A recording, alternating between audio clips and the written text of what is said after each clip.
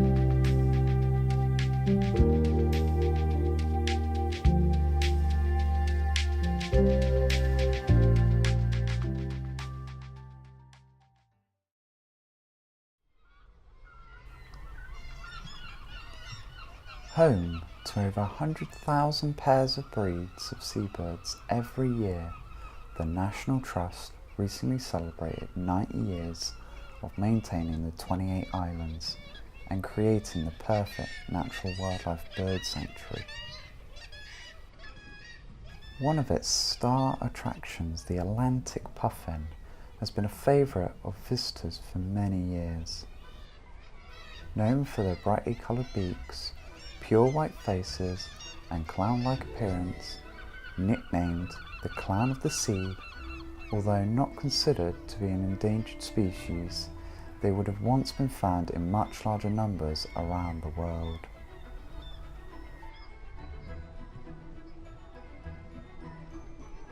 Puffins like to remain as close to the sea as possible, as the diet generally consists of small fish such as eels, herring, hake and capelin.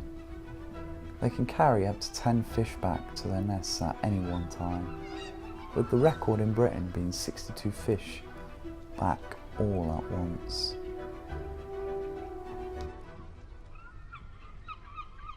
It's breeding season, so all the birds on the Farne Islands are behaving a lot more active than usual.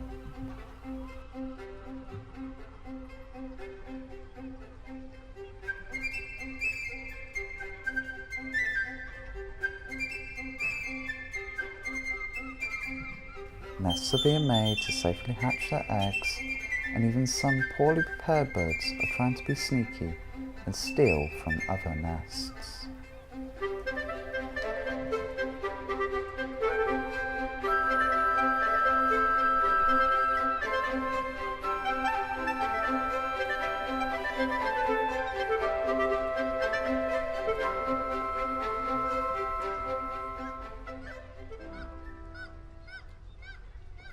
The Arctic tern is a seabird of the tern family.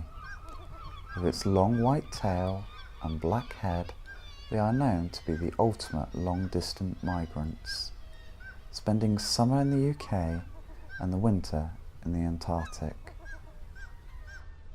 Living on the farms in their thousands, sometimes you might catch them on a bad day, where they sometimes dive bomb visitors, forcing them to take cover. However, unfortunately due to their chosen nesting position, which is very close to the waterway, they are only trying to protect their eggs and chicks from possible predators, as the area gives them a bit more protection from the girls who take their eggs away.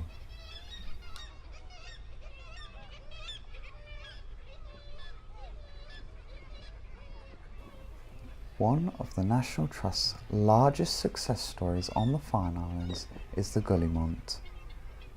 In 2002, their numbers were around 25,000 pairs. This has now doubled to over 53,000 breeding pairs since the end of last year.